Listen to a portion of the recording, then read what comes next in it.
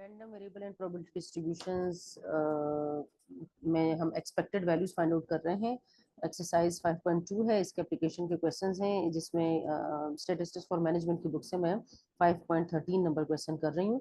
अच्छा, 5.13 number question में क्या कहते हैं, ये 2 इयर्स का डेटा दिया है 1995 और 1996 का, जिसमें क्या कहते हैं कि सिंगल फैमिली ड्वेलिंग फायर्स का डेटा दिया है कि हर मंथ जो है वो फायर जो है वो क्या उनकी वैल्यूज आ रही है हमारे इनके पास। और इसके लिए हमने क्या फाइंड आउट करना है ए पार्ट में। अच्छा, यहाँ पर देखना, हमें फ्रीक्वेंसी की टेबल नहीं दिया, फ्रीक्वेंसी डिस्ट्रीब्यूशन नहीं गिवन, हमें रैंडमली डेटा दिया है। हमें पहले इससे फ्रीक्वेंसी डिस्ट्रीब्यूशन बनाना पड़ेगा, क्योंकि हमने क्या फाइंड आउट करना है, हमने फाइंड आउट करना है expected, what is the expected number of single family dwelling fires per month की, यानी कि सबको लेकर हमने इसका एवरेज निकालना है, यानी कि एक्सपेक्टेड वैल्यू फाइंड आउट करनी है। आप एक्सपेक्टेड का वर्ड देखें यूज हुआ है। और बी पार्ट में expected number of single family dwelling fire पर विंटर मंथ फाइंड आउट करना है। ठीक है, इनके जनवरी, फरवरी एंड मार्च की। सही है, ठीक है। तो अब हम क्या करेंगे, अब हम सबसे पहले ए पार्ट करते हैं सॉल्व। ए पार्ट के लिए हम क्या करेंगे, सबसे पहले हम फ्रीक्वेंसी डिस्ट्रीब्यूशन, सबसे पहले हम फ्रीक्वेंसी डिस्ट्रीब्यूशन बनाएंगे। तो फ्रीक्वेंसी डिस्ट्रीब्यूशन बनाने के लिए हम एक्स की वैल्यूज जो हमारे पास ये हैं, ये 5.12 एक्सरसाइज है। अच्छा, ये जो हमारे पास ये वैल्यूज हैं, इससे हम लिख लेंगे, लेकिन किस तरीके से लिखेंगे कि हर वैल्यू को एक बार हमने लिखना है। फ्रीक्वेंसी डिस्ट्रीब्यूशन बनाने के लिए मैं पहले रिकॉर्डिंग लेक्चर्स बना चुकी हूँ कि फ्रीक्वेंसी डिस्ट्रीब्यूशन किस तरह से बनाया जाता है। तो देखें, फ्रीक्वेंसी डिस्ट्रीब्यूशन में यहाँ पर जो वैल्यूज है हमारे पास, इसमें सबसे छोटी वैल्यू जो है, यहाँ पर ये नंबर ऑफ फायर्स की बात कर रहे हैं। ठीक है, तो हम यहाँ लिख देंगे नंबर ऑफ फायर्स। ठीक है, एवरी मंथ जो नंबर ऑफ फायर्स आ रहे हैं, तो सबसे छोटी वैल्यू इसमें 0 है। तो सबसे पहले हम लगाएंगे, देखें 0 है तो सबसे पहले हम 0 लिखेंगे। उसके बाद नेक्स्ट वैल्यू जो है वो 1 है तो 1 लिखेंगे। फिर नेक्स्ट वैल्यू 2 है, 2 लिखेंगे। फिर 3 है, 3 नहीं है, 3 इसके अंदर नहीं, 4 है, 4 लिखेंगे। ठीक है, 5 लिखेंगे। ये जो हमारे पास वैल्यूज है ना, इनको, इनमें से जो जो वैल्यूज हैं हम उन्हें एक एक बार लिख लेंगे और इसके अगेंस्ट इनकी फ्रीक्वेंसीज लिख लेंगे, यानी कि कितनी बार कौन सी वैल्यू रिपीट हो रही है। ठीक है, 5 है, 5 के बाद देखें 6 भी नहीं है इस पूरे वैल्यूज के अंदर, 7 भी नहीं है, 8 है इसके अंदर तो हम 8 लिखेंगे, 9 नहीं है, 10 है, 10 लिख लिया, 11, 12, 13, 14 ये नहीं है, 15 है उसके बाद तो 15 लिखेंगे। और 15 के बाद जो है वो 20 है, 20 लिखेंगे। और 20 के बाद जो है वो 25 है और 30 है, तो ये लिखेंगे 25 एंड 30। ये हमारे पास एक्स की वैल्यूज आ गई। अब हमने क्या लिखना है, अब हमने फ्रीक्वेंसी बनानी है, इसकी फ्रीक्वेंसीज लिखेंगे। तो फ्रीक्वेंसीज कैसे लिखेंगे, हम ये देखेंगे कि कौन सी वैल्यू कितनी बार रिपीट हो रही है। ठीक है, तो कौन सी वैल्यू कितनी बार रिपीट हो रही है, इसका पता हमें कैसे चलेगा, हम काउंट करेंगे। 0 को देखेंगे कि यहाँ पर कितनी बार रिपीट हो रहा है, तो देखें 0 यहाँ पर सिर्फ एक ही बार आ रहा है, ये रहा। ठीक है, तो हम क्या लिखेंगे, 0 की फ्रीक्वेंसी लिखेंगे 1।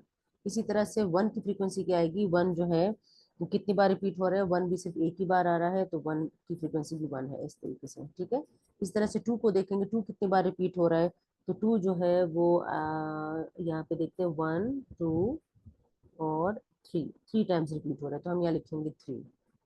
ठीक है, इसी तरह से 4 को देखेंगे, 4 कितनी बार रिपीट हो रहा है, तो 4 यहाँ पर जो है वो कितनी बार रिपीट हो रहा है, 4 यहाँ पर 2 टाइम्स रिपीट हो रहा है। तो ठीक है, ये आप लोग देखें कि किस तरीके से रिपीट हो रहा है। 5 कितनी बार रिपीट हो रहा है, 5 हमारे पास जो है वो यहाँ से देखते हैं, सीक्वेंस से देखा करें, 1, ये 4 हम कर चुके हैं, 2 और 3, 3 टाइम्स रिपीट हो रहा है। ठीक है, 8 कितनी बार रिपीट हो रहा है, ये अब हम देखेंगे। तो 8 जो है हमारे पास जो है वो भी 3 टाइम्स रिपीट हो रहा है। हम देख लेते हैं, 1, 2 और ये क्या है, 4 हम कर चुके हैं, 3। ठीक है, तो ये भी 3 टाइम्स रिपीट हो रहा है। आप इस तरह से यहाँ पे क्रॉस लगाते जाइएगा और यहाँ पर वैल्यूज लिखते जाए। 10 कितनी बार रिपीट हो रहा है, तो 10 देखते हैं, 1, 2, 3, 4 और 5, 5 टाइम्स रिपीट हो रहा है। 15 कितनी बार रिपीट हो रहा है, 1 और 2, 2 टाइम्स रिपीट हो रहा है 15। और फिर 20 कितनी बार रिपीट हो रहा है, 20 आई थिंक सिर्फ एक ही बार आ रहा है, तो 20 को हम लिखते हैं, 20 भी रिपीट हो रहा है। 21 टाइम रिपीट हो रहा है, यहाँ पर लिख दिया 1। 25 कितनी बार रिपीट हो रहा है, 25 जो है 1 है, और इसके बाद और है 25, ये रहा 25, ये रहा, एक और है, तो 2 हो गया। 30 जो है वो सिर्फ एक ही बार रिपीट हो रहा है, तो हमारे पास 30 की वैल्यू आ गई 1। ये आ गया फ्रीक्वेंसी डिस्ट्रीब्यूशन। अच्छा, ये हमने इसलिए बनाया है क्योंकि हमने फाइंड आउट करना है एक्सपेक्टेड वैल्यू, और एक्सपेक्टेड वैल्यू का जो फॉर्मूला है वो क्या है, एक्सपेक्टेड वैल्यू ऑफ एक्स हमारे पास है यहाँ पर लिखते हैं एक्सपेक्टेड वैल्यू ऑफ एक्स का फॉर्मूला है, एक्सपेक्टेड वैल्यू ऑफ एक्स हमारे पास आता है summation x multiply by F of x है। ठीक है, एफ ऑफ एक्स क्या है, ये एक्स तो ये रहा, एफ ऑफ एक्स क्या है, ये प्रोबेबिलिटी है। ठीक है, ये इनके प्रोबेबिलिटी ऑफ एक्स। सही है, तो हमने अब क्या करना है, प्रोबेबिलिटी फाइंड आउट करनी है। और प्रोबेबिलिटी फाइंड आउट करने का फॉर्मूला ये है कि जो फ्रीक्वेंसी डिस्ट्रीब्यूशन गिवन होता है उसमें हर फ्रीक्वेंसी को टोटल फ्रीक्वेंसी पे डिवाइड करते जाएं। तो टोटल जो हमारे पास आ रहा है इससे 24 आ रहा है। तो जो प्रोबेबिलिटीज आएंगी वो किस तरीके से आएंगी, यानी कि एफ ऑफ एक्स किस तरीके से आएगा, यहाँ पर हम प्रोबेबिलिटीज को एफ ऑफ एक्स कहते हैं। ठीक है, प्रोबेबिलिटी डिस्ट्रीब्यूशन में तो 1/25, इसी तरह 1/25 से हमारे पास आएगा 0.0417। यहाँ पर हम वैल्यूज लिखते जाते हैं 0.0417। फिर 1/24 तो यही आएगा 0.0417। फिर 2/3 है, 3/24 तो हमारे पास आएगा 0.1250। ये इन दोनों की है 0 पॉइंट। अच्छा, मैं थोड़ा सा इसको ऊपर करके लिखती हूँ ताकि हमारे पास जो है ये ऊपर आ जाए 0.7। सही है, यहाँ पर लिखते हैं 0.0417। इसकी ये वैल्यू, ये 3 की वैल्यू क्या आ रही है 0.1250। 0.1250। 2 की वैल्यू क्या आ रही है, 2/25 करेंगे तो हमारे पास वैल्यू 0.0833 आएगी। 0.0833। 3 की वैल्यू क्या आएगी, 3 को 24 पे डिवाइड करेंगे 0.1250। 0.1250। नेक्स्ट वैल्यू भी यही है तो 0.1250। फिर 5 है, 5 को 24 पे डिवाइड करें तो 0.2083। आप लोग भी मेरे साथ साथ कैलकुलेट करें, कोई मिस्टेक हो तो उसे करेक्ट कर लीजिएगा। 0.2083 सही करके लिखते हैं। ठीक है, इसके बाद 2 डिवाइडेड बाय करेंगे तो हमारे पास आएगा 0.0833। ये ऊपर भी हम कर चुके हैं 0.0833। फिर 1 डिवाइडेड बाय करेंगे तो 0.0417। 2 डिवाइडेड बाय है तो 0.0833। वही वैल्यूज रिपीट हो रही है बार बार। फिर 1 डिवाइडेड बाय करेंगे 24 तो 0.0417। ये हमारे पास आ गया एफ ऑफ एक्स। तो हमने एक्सपेक्टेड वैल्यू फाइंड आउट करनी है, तो यानी कि average value of random variable, तो x multiply by f x के सम से आएगी। तो यहाँ पर हम एक्स और x multiply by f x का कॉलम बनाएंगे, इनके एक्सपेक्टेड वैल्यू ऑफ एक्स हमारे पास यहाँ से आएगी। ठीक है, यानी कि आपने एक्स को 0 को इससे मल्टीप्लाई करना है तो आ जाएगा 0। फिर 1 को 0.0417 से मल्टीप्लाई करेंगे तो इससे वापस यही वैल्यू आएगी। ठीक है, फिर 2 को मल्टीप्लाई करेंगे तो इस तरह से वैल्यू जब आपके पास आगे चेंज होती रहेंगी तो इससे वैल्यू आएगी 2 मल्टीप्लाई बाय 0.1250 से आएगा 0.25। ठीक है, फिर 4 मल्टीप्लाई बाय 0.0833, यानी कि एक्स वाले कॉलम को एफ ऑफ एक्स वाले कॉलम से मल्टीप्लाई करना है। ये प्रोबेबिलिटीज है, एक्स को उसकी प्रोबेबिलिटी से मल्टीप्लाई करना है। तो इन्हें आप मल्टीप्लाई करते हैं तो आपके पास ये वैल्यूज आ जाएंगी। ये मैं लिख देती हूँ जल्दी से। नेक्स्ट वैल्यू मेरे पास आ रही है 0.62 नेक्स्ट वैल्यू आ रही है 1 ठीक है, फिर आ रहा है 2.0830। 2.0830। Next value 1.2495। 1.2495। 0.8340। 0.8340। 2.08। 2.0825। ठीक है, आप लोग भी कैलकुलेट करते रहें, कोई मिस्टेक हो कैलकुलेशंस में तो उसे करेक्ट कर लें।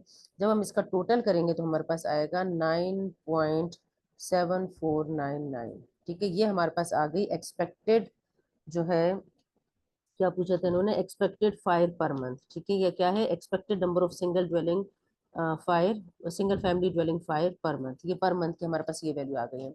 अब इन्होंने कहा है कि आपने क्या फाइंड आउट करना है, जो लास्ट 4 मंथ्स हैं, यानी कि लास्ट 3 मंथ्स, यानी कि विंटर के लिए भी आपने, क्योंकि विंटर में ज़ाहिर फायर का यूज ज़्यादा होता है, तो विंटर के लिए जो एवरेज वैल्यू आ रही है, एक्सपेक्टेड वैल्यू आ रही है, वो भी फाइंड आउट करनी है। इनकी किस किस मंथ के लिए, जनवरी, फरवरी एंड मार्च के लिए।